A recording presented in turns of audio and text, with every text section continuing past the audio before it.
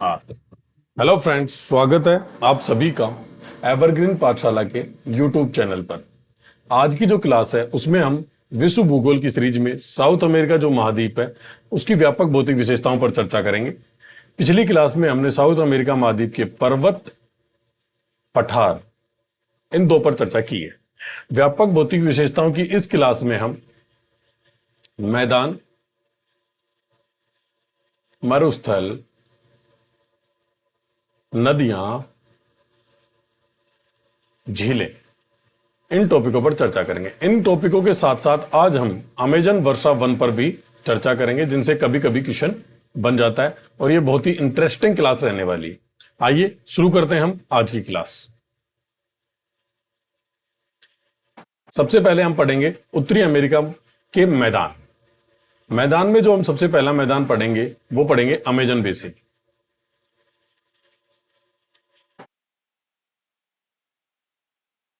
ये जो Amazon basin है इसका जो विस्तार है ना वो दक्षिण अमेरिका जो महाद्वीप है उसके 40% भूभाग पर है।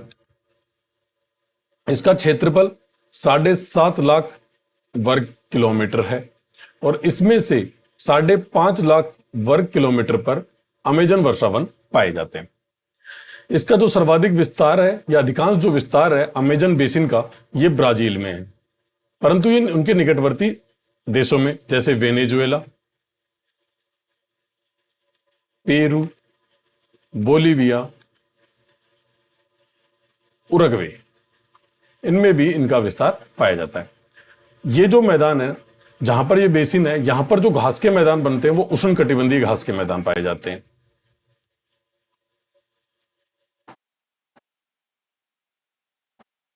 इन मैदानों को ब्राजील और उरुग्वे में कैंपोस कहा जाता है। यह कुल मिलाकर पूरा है अपना मैदान में पहला जो है अमेजन बेसिन। एक बार फिर देखते हैं अमेजन बेसिन के जो विस्तार है उसका अगर विस्तार की बात की जाए तो ये 40% भूभाग कवर कर लेता है दक्षिण अमेरिका महाद्वीप का। इसका क्षेत्रफल जो है वो 7.5 लाख किलोमीटर स्क्वायर है। इसमें जो वर्षा वन, अमेजन वर्षा वन जो पाए जाते हैं वो 5.5 लाख किलोमीटर स्क्वायर पर पाए जाते हैं। इसके द्वारा जो उष्णकटिबंधीय घास के मैदानों का निर्माण किया जाता है उन घास के मैदानों को कैंपोस कहा जाता है ब्राजील और उरुग्वे में, और इसका अधिकांश विस्तार ब्राजील में है और उसके निकटवर्ती देशों में भी इसका विस्तार पाया जाता है। ये थे अमेजन बेसिन। अब हम अमेजन बेसिन पर एक बार जो थ्योरी हमने लिखी है उसको पढ़ लेते हैं। अमेजन बेसिन उत्तरी दक्षिण अमेरिका में लगभग 40% भाग पर विस्तृत है।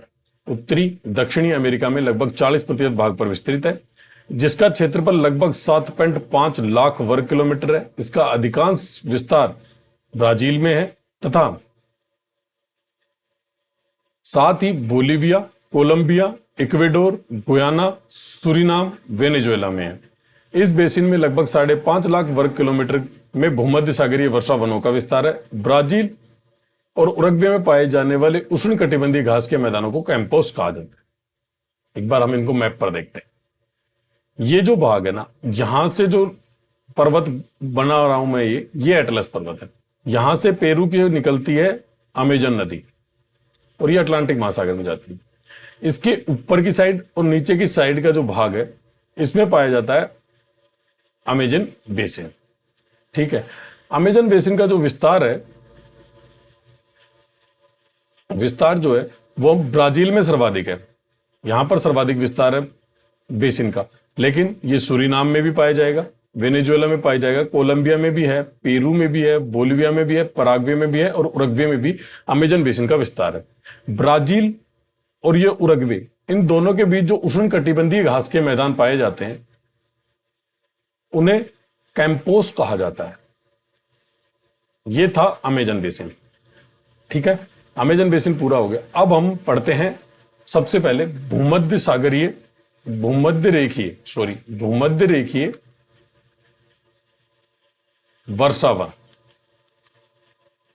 सबसे पहले तो ये पूछा जाएगा कि ये पाए कहां जाते हैं, तो भूमध्य रेखीय वन है तो भूमध्य रेखा के आसपास पाए जाएंगे। कौन से महाद्वीप में पाए जाते हैं, तो दक्षिण अमेरिका महाद्वीप में पाए जाते हैं। कौन सी नदी के पास है, तो हमने इनका उपनाम देखा है अमेजन वर्षा वन, तो अमेजन नदी के ऊपर और नीचे पाए जाते हैं। इन्हें इनका एक स्थानीय नाम भी है। भूमध्य रेखीय जो वर्षा वन है, इनको दक्षिण अमेरिका जो महाद्वीप है उसमें सेल्वा के नाम से जाना जाता है। वहां पर इन्हें सेल्वा के नाम से जाना जाता है। तो 3 क्वेश्चन हो गए। भूमध्य रेखीय वर्षा वन कहां पर विस्तार है इनका? दक्षिण अमेरिका में। कौन सी रेखा के पास है? तो हमने पढ़ा है भूमध्य रेखीय वर्षा वन, विषुवत रेखीय वर्षा वन या अमेजन वर्षा वन। तो भूमध्य रेखीय वर्षा वन है तो इक्वेटर के ऊपर और नीचे की साइड में इसका विस्तार है। कौन सी नदी के पास है? अमेजन नदी के ऊपर और नीचे इनका विस्तार है। और स्थानीय भाषा में इन्हें सेल्वा कहा जाता है। ये भूमध्य रेखीय वर्षा वन। भूमध्य रेखीय जो वर्षा वन है ना, इसके 1 एकड़ के क्षेत्र में 100 से अधिक पौधों की प्रजातियां मिलती हैं।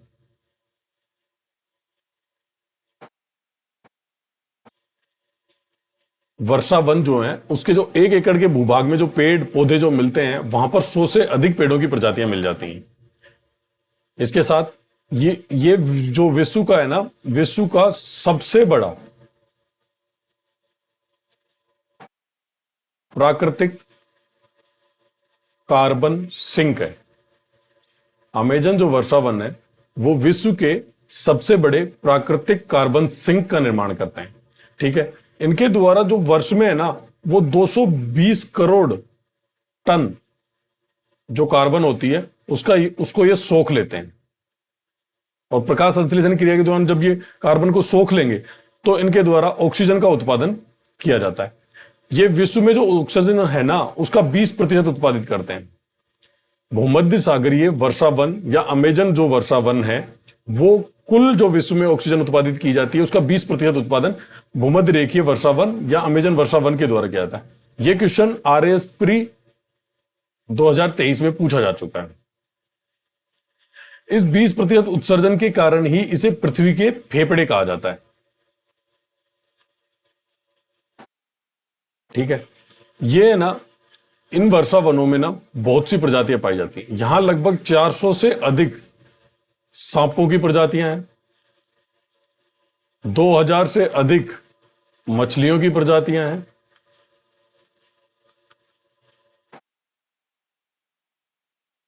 40,000 से अधिक वनस्पति की प्रजातियां हैं और 25 लाख से अधिक कीटों की प्रजातियां यहां पाई जाती हैं। यहां पर एनाकोंडा जो कि अजगर प्रजाति का सांप है, वो भी यहां पर पाया जाता है, जो कि हम बहुत सी फिल्मों में देखते हैं। अब हम इनके बारे में एक बार पढ़ लेते हैं, फिर आगे दोबारा समझें।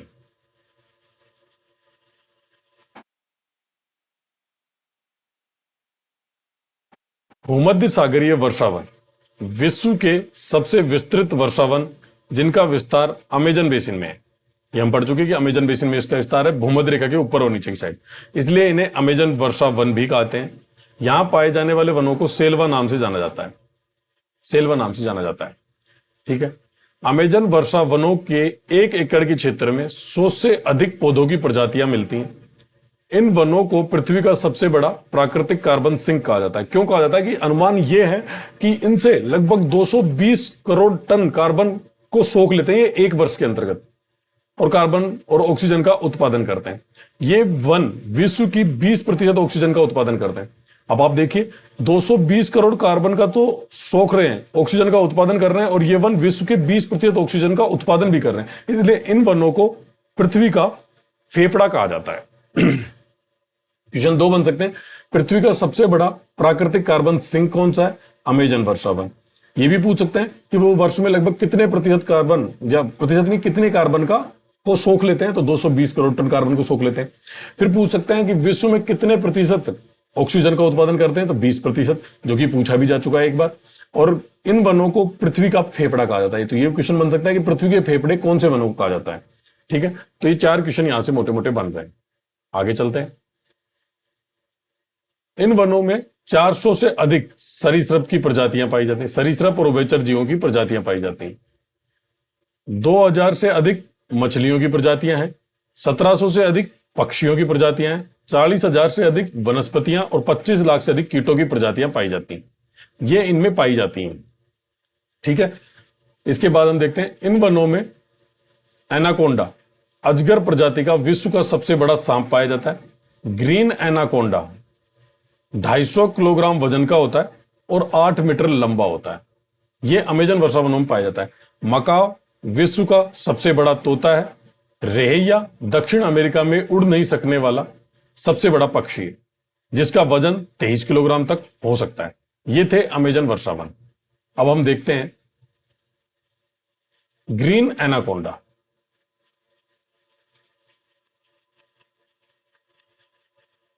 ये जो सांप है, इसका वजन जो है वो 250 किलोग्राम तक हो सकता है और ये 8 मीटर लंबा होता है और ये अमेजन वर्षा वनों में पाया जाता है। वर्षा वनों में पाया जाता है ग्रीन एनाकोंडा। 250 किलोग्राम इसका वजन हो सकता है और ये 8 मीटर तक लंबा हो सकता है और इसका जो पाया जाता है वो अमेजन वर्षा वनों में पाया जाता है। ये एनाकोंडा जो सांप होता है उसी का एक सांप है और ये अजगर प्रजाति का होता है। 250 किलोग्राम इसमें वजन होता है और 8 मीटर ये लंबा होता है। ठीक है। मकाओ जो है वो विश्व का सबसे बड़ा तोता है और रे हया जो है ये दक्षिण अमेरिका में पाए जाने वाला सबसे बड़ा पक्षी है जो उड़ नहीं सकता। इसका वजन जो है वो 23 किलोग्राम होता है। ये था अमेजन वर्षावन। अब हम चलते हैं ओरोनिको बेसिन। ओरोनिको जो नदी है उसका जो उद्गम है वो गुयाना के पठार से होता है और इसका जो विस्तार है ओरोनिको बेसिन का, ये वेनेजुएला और कोलंबिया में। ठीक है। इन वेनेजुएला और कोलंबिया में इसका विस्तार है और इस क्षेत्र में पाए जाने वाले उष्णकटिबंधीय जो घास के मैदान है उन्हें हम लानोज के नाम से जानते हैं। हमने देखा था कि ब्राजील और उरुग्वे, इनमें जो घास के मैदान पाए जा रहे थे उन्हें हम कैंपोस कह रहे थे। अभी एक नया नाम आया वेनेजुएला और कोलंबिया। इनमें जो घास के मैदान पाए जा रहे हैं इन्हें हम लानोज कहते हैं। ठीक है। ग्रान चाको का मैदान, इसका विस्तार उत्तरी अर्जेंटीना, पराग्वे और बोलीविया में। ये उष्णकटिबंधीय घास के मैदान, ये भी घास के मैदान है। जो कैंपोस घास का मैदान है ना उष्णकटिबंधीय, उसी का विस्तार जब हम उत्तरी अर्जेंटीना, पराग्वे और बोलीविया में देखेंगे तो ये उष्णकटिबंधीय घास के मैदान बनते हैं और ये ग्रान चाको के नाम से जाना जाता है। हम इसको एक बार एक मैप पर देखते हैं। ये गुयाना है। गुयाना के पठार से ओरोनिको नदी का उद्गम हो गया। तो वेनेजुएला और जो कोलंबिया है ना, यहां पर जो उष्णकटिबंधीय घास के मैदान बनेंगे उन्हें तो कहा जाता है लानोज। यहां से अमेजन नदी गुजर रही थी, यहां अमेजन बेसिन था और ये जो एरिया है उरुग्वे और ब्राजील वाला, इसमें जो मैदान बन रहे थे उष्णकटिबंधीय उन्हें कैंपोस कहा जा रहा था। ये पराग्वे है, ये बोलीविया है और ये उत्तरी अर्जेंटीना है। ये इसी का विस्तार है। इन जो मैदान है, इन मैदानों को, ये उष्णकटिबंधीय जो मैदान है, इनको जो कहा जाता है वो ग्रान चाको कहा जाता है। ग्रान चाको कहा जाता है। अभी चिली और अर्जेंटीना में एक मैदान और बनेंगे, उनको हम आगे पढ़ते हैं। पहले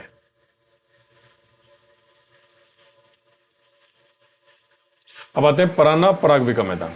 पराना और पराग्वे नदियां द्वारा निर्मित मैदान है। इसका विस्तार ब्राजील, पराग्वे, उत्तरी अर्जेंटीना और उरुग्वे में। इन शीतोष्ण कटिबंधीय घास के मैदानों को अर्जेंटीना में पंपास कहा जाता है। अब देखो, तीन तो हमने पढ़े उष्ण कटिबंधीय मैदान। उष्ण कटिबंधीय मैदान कौन कौन से थे? लानोज, वेनेजुएला और कोलंबिया में, वीसी में, है ना। और फिर पढ़े अपन ने कैंपोस। कैंपोस जो हमने पढ़ा वो ब्राजील और उरुग्वे में। उसके बाद ग्रान चाको पढ़ा। ग्रान चाको जो था वो भी उष्ण कटिबंधीय था और ये हमने पढ़े थे अर्जेंटीना, बोलीविया और पराग्वे में। अब हम पढ़ रहे हैं पंपास। ये हैं शीतोष्ण कटिबंधीय घास के मैदान। शीतोष्ण कटिबंधीय घास के मैदान ये जो पाए जाते हैं, पंपास जो मैदान है ये पाए जाते हैं अर्जेंटीना में। अर्जेंटीना। ठीक है। मैप पर एक बार हम चारों मैदान बना लेते हैं, फिर मैदान खत्म हो जाएंगे उत्तरी साउथ अमेरिका के। ठीक है। ये जो मैदान है ये वेनेजुएला है और ये कोलंबिया है। यहां जो मैदान बन रहा है इस मैदान का नाम है लानोज। लानोज। ये ब्राजील और ये उरुग्वे वाले क्षेत्र को मिलाकर जो बन रहा है इस मैदान का नाम है कैंपोस। बोलीविया, अर्जेंटीना और पराग्वे, इनको मिलाकर जो ये मैदान बन रहा है, इस मैदान का नाम है ग्रान चाको। और जहां पर अर्जेंटीना में जो मैदान पाए जा रहे हैं वो है पंपास। ये जो तीनों मैदान है, लानोज, ग्रान चाको और कैंपोस, ये तीनों मैदान उष्णकटिबंधीय घास के मैदान हैं।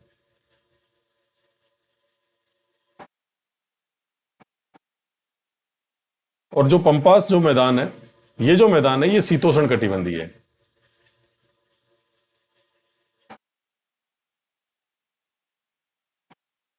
ये चार मैदान अपने को याद रखना है दक्षिणी अमेरिका महाद्वीप में। अब इसके बाद हम चलते हैं मरुस्थल पर। मरुस्थल, दो मरुस्थल इसमें पाए जाते हैं, मुख्यतः दो मरुस्थल पाए जाते हैं।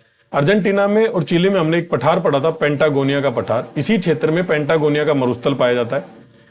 यह ठंडा मरुस्थल है।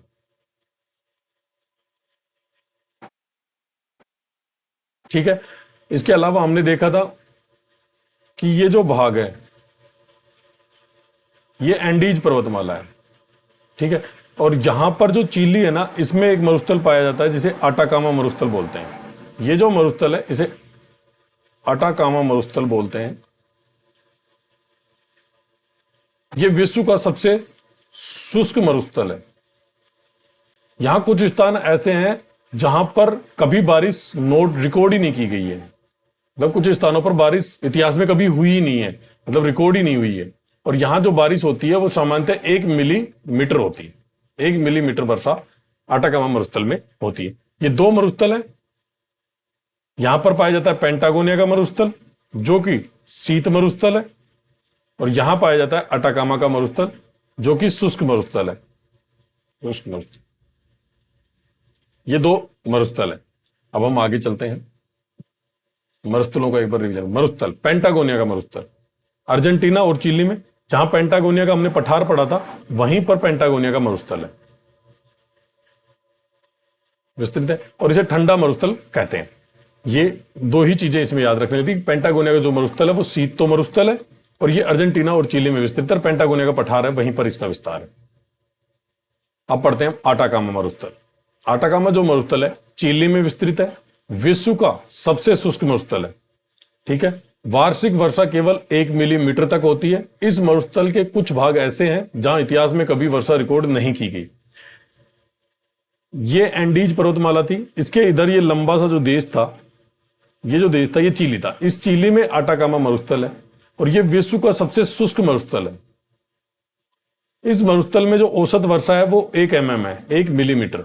ठीक है। और यहां कुछ स्थान ऐसे हैं जहां इतिहास में कभी वर्षा रिकॉर्ड ही नहीं की गई है। इसलिए ये दो मरुस्थल आपको याद रखने हैं इसमें। अब हम आगे चलते हैं। अब तक पढ़ेंगे हम अफवाह तंत्र। अफवाह तंत्र में जो पहली नदी है वो अमेजन नदी है। अब हम एक बार अमेजन नदी के बारे में खाली पेज पर देखते हैं। अमेजन जो नदी है ना, अमेजन नदी, ये लंबाई की दृष्टि से विश्व की दूसरी सबसे बड़ी लंबी नदी है। पहली जो लंबाई की दृष्टि सबसे बड़ी नदी है वो है नील नदी, जो हम अफ्रीका महाद्वीप में पढ़ेंगे। ठीक है। इसकी जो लंबाई है ना वो 6400 किलोमीटर है। उद्गम जो है वो पेरू के पास जो होता है ना, पेरू के पास एंडीज पर्वत से होता है। एंडीज पर्वत पेरू। और ये गिरती कहां पर है? ये अटलांटिक महासागर में जाकर अपना जल गिराती है। इसकी जो सहायक नदियां हैं ना वो 1100 सहायक नदियां हैं। सहायक नदियों की दृष्टि से यह सबसे बड़ी नदी है। अपवाह तंत्र की दृष्टि से सबसे बड़ी नदी है, और वैसे भी बोले तो विश्व की सबसे बड़ी नदी है। इस नदी में जो विश्व का जो पानी है ना उसका 20% मीठा पानी प्रवाहित किया जाता है। ठीक है। 20% मीठा पानी प्रवाहित किया जाता है। और इसी वर्षा क्षेत्र में अमेजन बेसिन पाया जाता है, जहां पर अमेजन वर्षा वन पाए जाते हैं। अमेजन वर्षा वन पाए जाते हैं।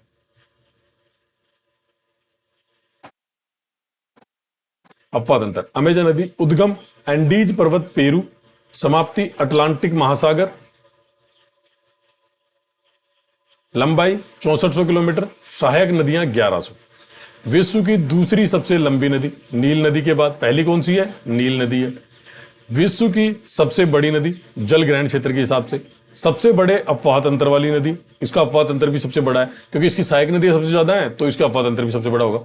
सबसे अधिक सहायक नदियों वाली नदी है, 1100 सहायक नदियां हैं, और पृथ्वी का 20% मीठा जल बहाती है। इसी के बेसिन में विश्वत रेखीय भूमध्य रेखीय अमेजन वर्षावन पाए जाते हैं, जिन्हें ब्राजील या दक्षिण अमेरिका में सेल्वा कहा जाता है, सेल्वा कहा जाता है। ये थी अमेजन नदी। अमेजन नदी के बारे में हमने क्या पढ़ा? उद्गम एंडीज पर्वत, समाप्ति कहां होती है? अटलांटिक महासागर में। लंबाई 6400 किलोमीटर, सहायक नदियां 1100, लंबाई की दृष्टि से सेकंड लार्जेस्ट, फर्स्ट नील, सहायक नदियों की दृष्टि से सबसे बड़ी, जल ग्रहण क्षेत्र के हिसाब से सबसे बड़ी, जल अपवाह तंत्र के हिसाब से सबसे बड़ी नदी ये है। विश्व में जो पानी है ना, मीठा जल जो है, उसका 20% मीठा जल अमेजन नदी बहाती है। इसके बेसिन के क्षेत्र में अमेजन वर्षा वन पाए जाते हैं, या जिन्हें विश्वत रेखीय वन कहते हैं, या भूमध्य रेखीय वन भी इन्हें कहा जाता है। ये चीजें हमें अमेजन नदी के बारे में याद रखनी है, ठीक है। 20% की दो बातें आई हैं। 20% अमेजन नदी तो मीठा जल बहाती है 20% विश्व का, और 20% ऑक्सीजन का उत्पादन करते हैं अमेजन वर्षा वन। अगर आपसे पूछ ले कि अमेजन वर्षावन कितने प्रतिशत ऑक्सीजन का उत्पादन करते हैं, तो 20%। अगर ये क्वेश्चन है कि अमेजन नदी कितने प्रतिशत मीठा जल प्रवाहित करती है, तो भी 20%। दोनों का आंसर 20% रहेगा। और ये पूछ ले कि प्राकृतिक कार्बन सिंक विश्व का सबसे बड़ा कौन सा है, तो भी अमेजन वर्षावन। अमेजन वर्षावन सबसे बड़ा प्राकृतिक सिंक है। अगला पराना पराग्वे नदी है। पराना जो नदी है, पराग्वे नदी पश्चिमी ब्राजील से निकलती है और अटलांटिक महासागर में जाती है, जबकि पराना नदी दक्षिणी पूर्वी ब्राजील से निकलकर अर्जेंटीना में पराग्वे नदी से मिल जाती है। पराना नदी की सहायक नदी इगुआजू नदी पर अर्जेंटीना में प्रसिद्ध इगुआजू जलप्रपात स्थित है। ये जो इगुआजू जलप्रपात है ना, ये जो जलप्रपात है इगुआजू, ये विश्व के जो 7 आश्चर्य हैं, 7 आश्चर्य जो हैं, उनमें शामिल है। प्राकृतिक जो आश्चर्य हैं उनमें ये शामिल है इगुआजू, ठीक है। अब हम पहले पराना पराग्वे नदी को देख लेते हैं। यहां से निकलेगी, इस साइड से निकल के आ रही है पराग्वे नदी, और इस साइड से निकल के आ रही है पराना नदी। और ये जो भाग है ना, ये थोड़े आगे तक देखेंगे तो ये जो भाग है, इस भाग में जो घास के मैदान पाए जाते हैं उन्हें पंपास कहते हैं, और ये शीतोष्ण कटिबंधीय घास के मैदान है। और ये नदी यहां अटलांटिक महासागर में चली जाती है। हमें पता है कि इस साइड में तो अटलांटिक महासागर है और इस साइड में प्रशांत महासागर है, दक्षिण अमेरिका महाद्वीप के। और अर्जेंटीना में अर्जेंटीना जो है उसमें इगुआजू नदी पर अर्जेंटीना में प्रसिद्ध इगुआजू जलप्रपात स्थित है, जो कि विश्व के 7 प्राकृतिक आश्चर्यों में शामिल है।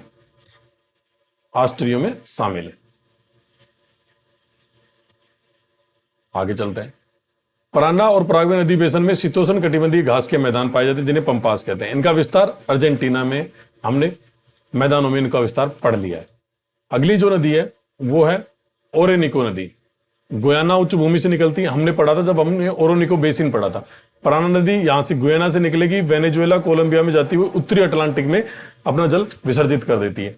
और इसके क्षेत्र में जो मैदान वो बनते हैं, मैदान उच्च उष्ण कटिबंधीय घास के मैदान बनेंगे। इन्हें जो है वेनेजुएला और कोलंबिया, इनमें लानोज कहते हैं।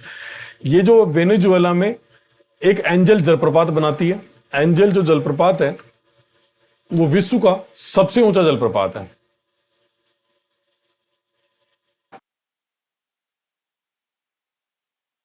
ऊंचा जलप्रपात है।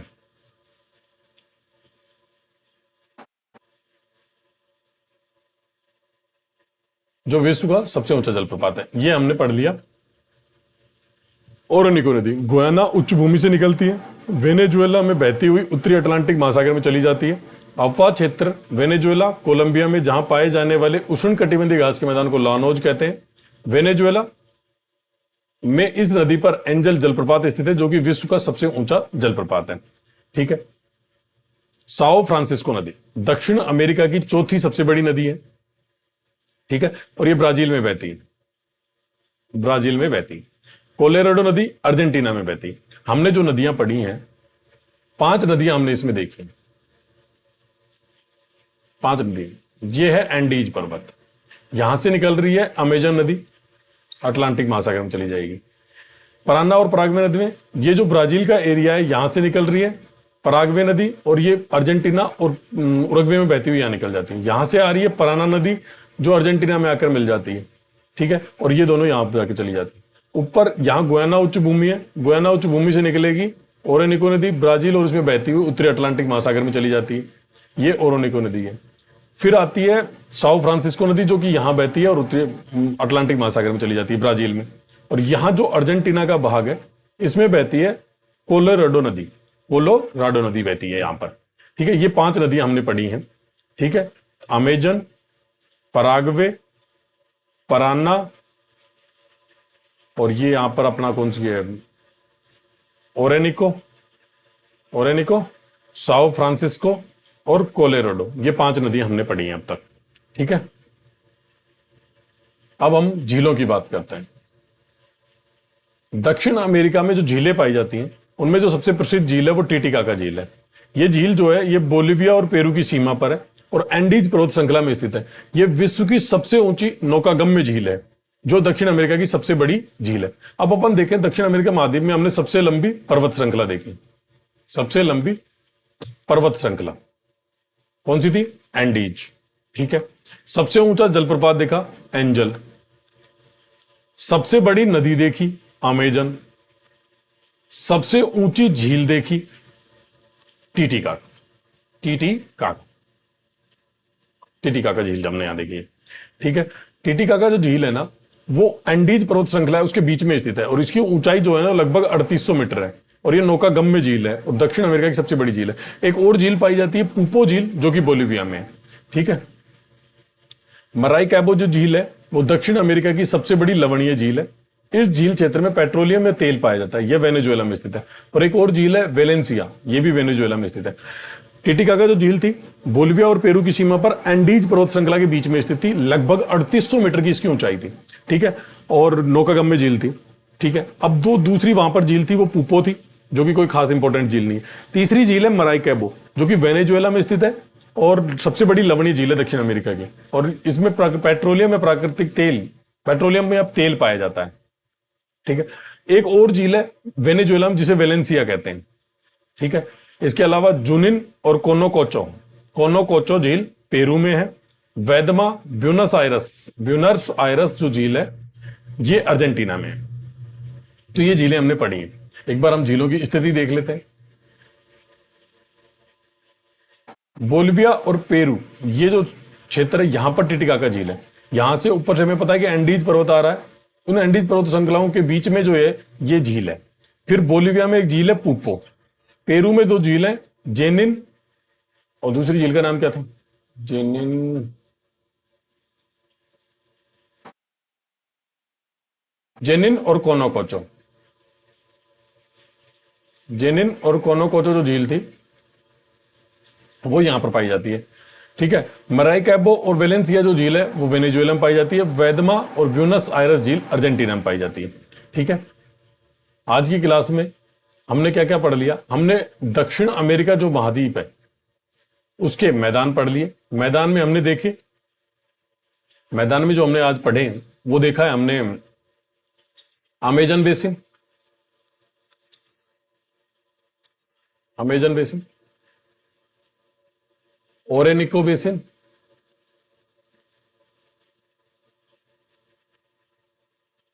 पराना, पराग्वे का मैदान, ग्रान चाको, ये हमने देखा है, ठीक है। अगर हम वैसे नाम देखें तो कंपास या कैंपोस जो है ब्राजील उरुग्वे में, लानोज वेनेजुएला कोलंबिया में, ग्रान चाको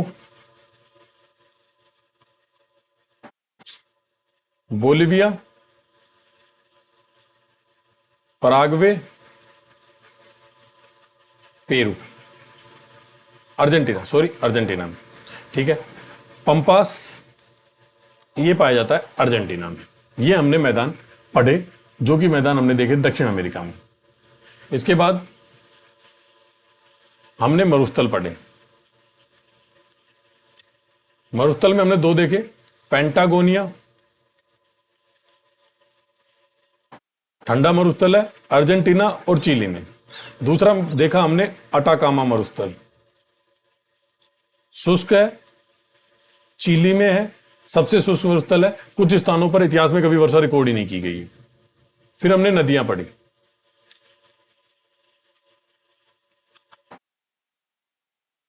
अमेजन नदी, पराना, पराग्वे नदी, ओरेनिको नदी,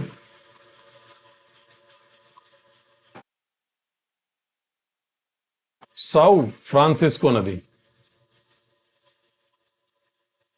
और पांचवी थी कोलोराडो नदी। ये पांच हमने नदियां पढ़ी। फिर हमने झीलें देखी। झीलों में हमने सबसे पहले टीटीकाका, टीटीकाका झील कहां थी? बोलिविया और पेरू के तट पर, एंडीज पर्वत श्रृंखला के बीच में। फिर दूसरी थी पूपो, ये थी बोलिविया में। फिर आई मराइकैबो, वेलेंसिया, दोनों वेनेजुएला में। फिर थी जेनिन और कोनोकोचा, ये दोनों जो थी पेरू में। और फिर ब्यूनस आयरस